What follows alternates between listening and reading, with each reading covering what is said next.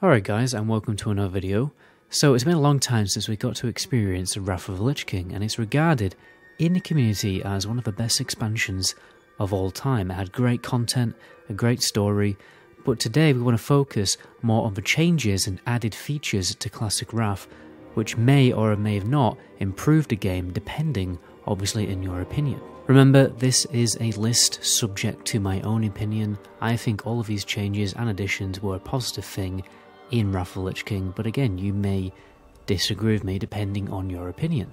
So let me know in the comment section what you guys think. I always find it interesting to hear how player opinions are different, especially looking at a comment section of my recent Cataclysm video.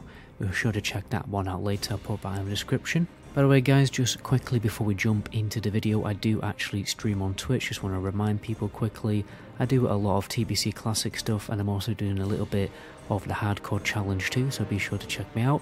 And I also do have an Instagram page too, so all of that is in the description down below. But enough YouTuber waffle, let's crack on with the video. So the first big change with Wrath is that the classes actually have rotations. You may even be as bold as to suggest that they are actually classes now, not one button mashing machines.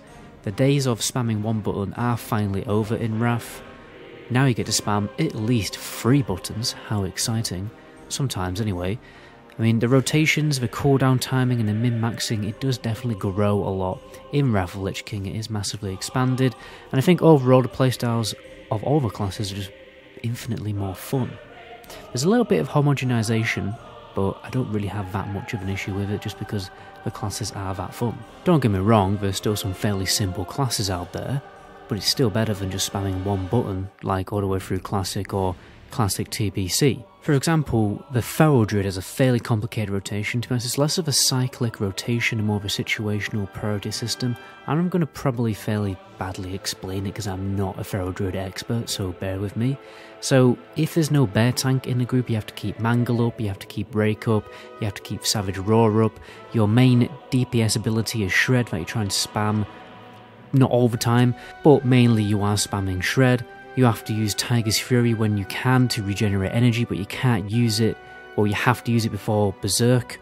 And then you have to use Berserk on cooldown. On 5 combo points you have to use Rip.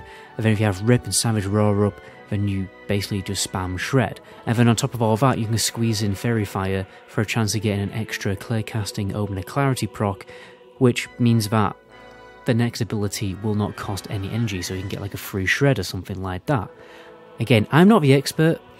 I've explained it the best I can. I'm sure there's much more to it than that, but as you can see, the rotations are drastically more interesting than just spamming Shadow Bolt and the occasional Immolate. I think the most welcome addition in Wrath that people are looking forward to the most is Dual Spec, even with its hefty 1k cost in Wrath.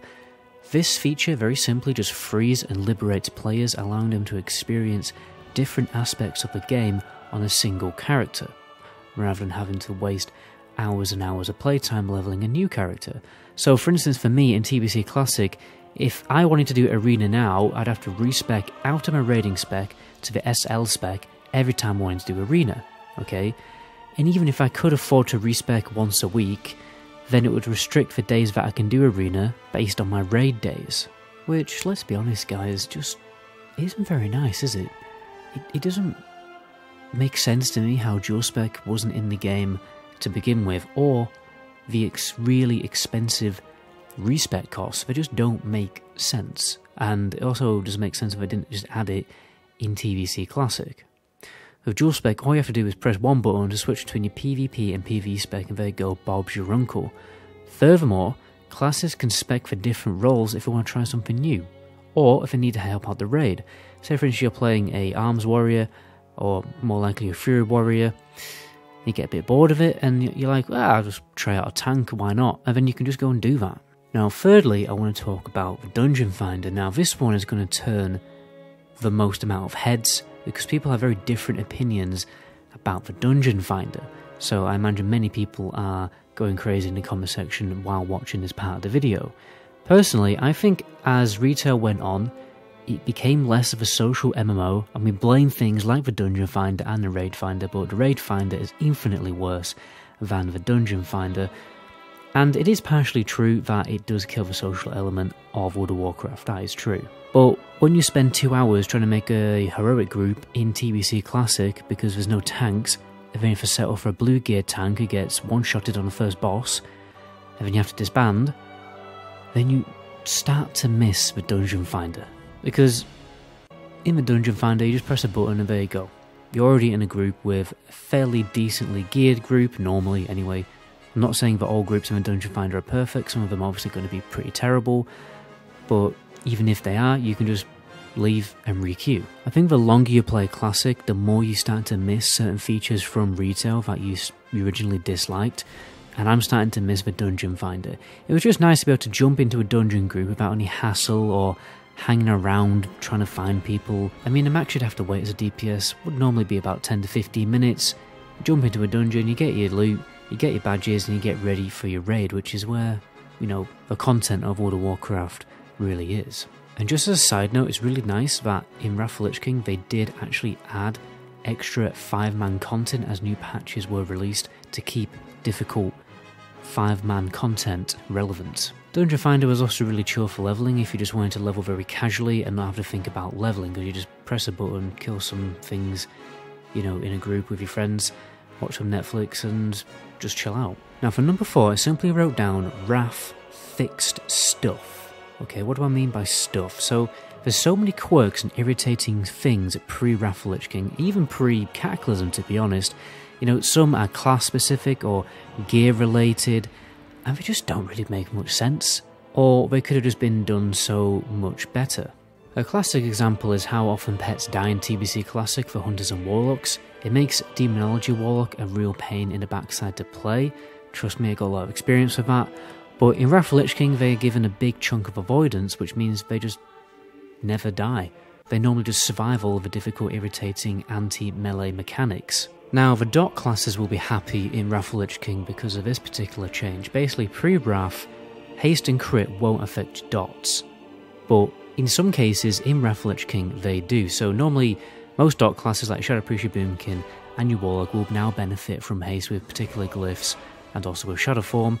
And then the Death Knight, for example, will actually benefit, or Unholy Death Knights to be specific, will benefit from crit on their dots as well, because they have a talent that causes their dot crits to basically explode. And basically it just meant that your typical dot classes did actually scale well when they got better gear upgrades. You'll be glad to know also that mounts are no longer items in your bag, they will have a mount tab. There's also the in-game calendar that you can use to sign up for raids. There's also no healing spell power gear or School of Magic spell power gear. Normally healing gear will instead have Spirit and MP5 on it, and this means that healer DPS doesn't suck as much for when they want to do solo content or for when they want to respec and do some DPS. Threat issues have largely disappeared in Wrath of the Lich King as well. You can still pull threat if you're pumping a little bit too much, but it's nowhere near as bad as it is in TBC Classic. For instance, Shadow Priests won't have threat issues because Shadow Form reduces the amount of threat that they do. You also have things for the Paladin. They don't need to reseal every time they use Judgment anymore, and Avenging Wrath doesn't incur Forbearance. So overall, all those quirky, little irritating things that we had pre-Wrath are totally changed and improved and streamlined.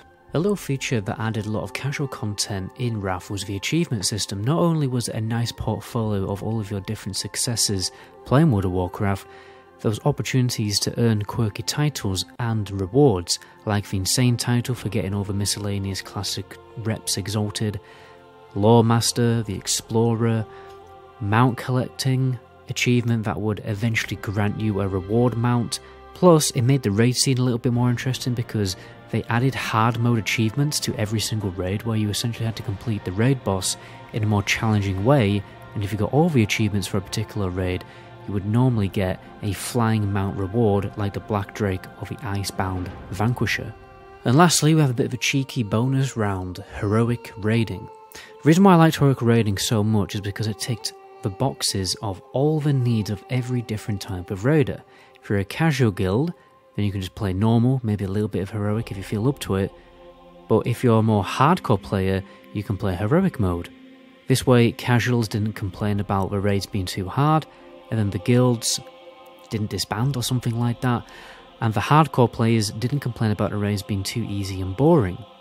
Hopefully they'll actually add heroic modes to the early raid, Nax Rammus, as well. I'm sure it's also going to make all the classic WoW World First races more interesting to watch, since they won't be over in under 2 hours like they usually are. But anyway guys, let me know what you're looking forward to for when Classic Wrath is finally released. My name is MetaGoblin. To my next video, ciao.